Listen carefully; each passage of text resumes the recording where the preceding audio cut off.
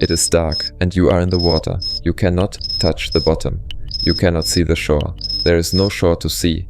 The nearest land is 30 miles away. The waves out here are as tall as a house. One lifts you up and for a second you can see a long way.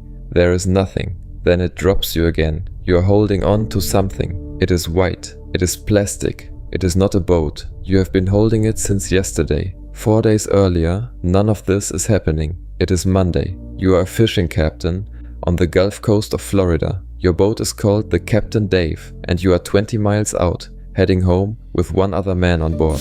Then the alternator fails. The alternator is the part that refills the battery while the engine runs. When it dies, the battery slowly empties, and once the battery is empty, you have no power at all. No radio, no pumps, no way to bring yourself in, so you call the Coast Guard. They come out and they take both of you off. For them, that is an ordinary afternoon, but the boat stays where it is. Nobody tows a fishing boat 20 miles for free. It is floating, it is not sinking, and you will go back for it. And that same Monday, 400 miles away, a tropical storm called Milton is sitting over water. Water that is far warmer than it should be in October. In about a day, it grows into a Category 5 hurricane. That is close to the fastest anyone has ever measured in the Gulf. It is pointed at your coast. By Wednesday, Milton is the strongest storm the Gulf has ever had this late in the year.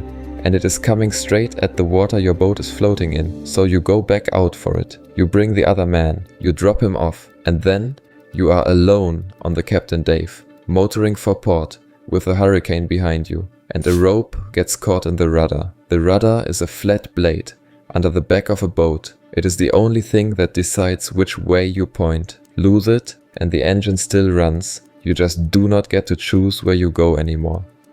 The sea chooses. At 2 in the afternoon, the first storm winds reach that water. At 6:45 in the evening, the Coast Guard speaks to you for the last time. 3 hours after that, at 8:30, Hurricane Milton comes ashore at Siesta Key with winds of 120 miles an hour. Everyone on land is inside, in the dark, listening to it. You are 30 miles out, inside it, in the water. Here is what that night is, in numbers, because numbers are the only honest way to say it. Where you are, winds of 75 to 90 miles an hour, waves of 20 to 25 feet. That is a wall of water the height of a 2-story house, arriving again and again and again in the dark.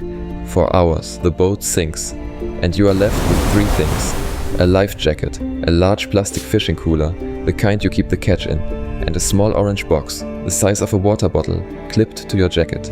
Everything that happens for the rest of this story happens because you had those 3. The life jacket does one job. It holds your head above water at the moment you stop being able to do it yourself, not while you are strong, when you are finished. That is what it is for. The cooler does something the life jacket cannot.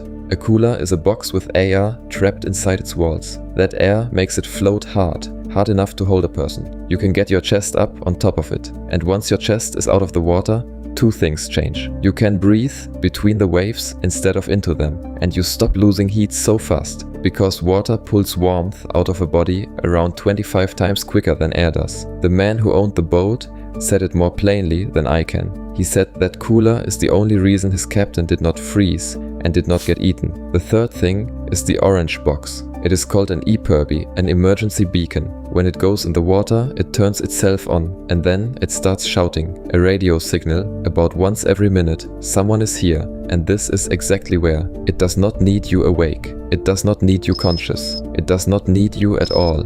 All night, it shouts into a hurricane, to nobody who can hear it. And the reason nobody hears it is not that nobody is trying. You cannot fly a helicopter into a Category 3 hurricane.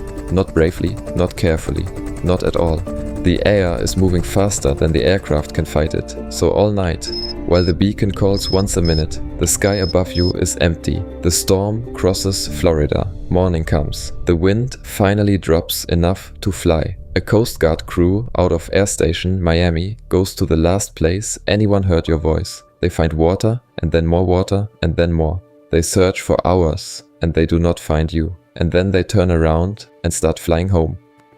They are already on their way back when the beacon chirps. One signal. The direction finder in the helicopter catches it, and they turn. At 2 o'clock, Pilots give directions like a clock face. So 2 o'clock means a little to the right. One of them sees something white down in the water. They think it is a buoy. It is the shape of a buoy. It is the size of a buoy. They drop into a 50-foot hover next to it anyway. Lieutenant Ian Logan said what he saw out loud. Oh my gosh, he's on like a cooler that's opened up and he's just floating on it, which is insane. It is 1:30 in the afternoon on Thursday. The last time anyone heard your voice was 6:45 the evening before.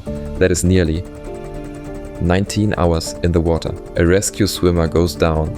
He reaches you and he calls it up to the helicopter, and one of the pilots asks him over the radio, "Are you sure?" Then they lift you out. You are covered in white salt. It is in your hair. It is on your face. One of the pilots said you looked like the man from the film Castaway. You go to hospital in Tampa. You are fine.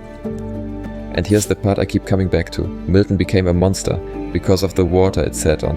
The Gulf that week was over 82 degrees Fahrenheit, 28 Celsius, well above normal for October. Warm water is fuel. That is the whole reason a tropical storm grew into a category 5 in about a day. That is the same water you spent the night in. If the Gulf had been its normal temperature, Milton would have been a smaller storm, and the sea you were floating in would have been cold enough to finish you before morning. The thing that built the hurricane kept you alive inside it. One more thing, nobody ever printed his name. 7 minutes, and I cannot tell you what to call him. It was never written down, not by the Coast Guard, not by a single newspaper. We know the boat, Captain Dave. We know the pilots, Landon Klopfenstein, Ian Logan. And we know the man who owned the boat, Stephen Hawley, because a reporter asked him how he felt about losing it. He said, "Boats can be replaced, but not a human." His captain went back out into a hurricane for that boat. The boat is on the bottom of the Gulf. The captain is not.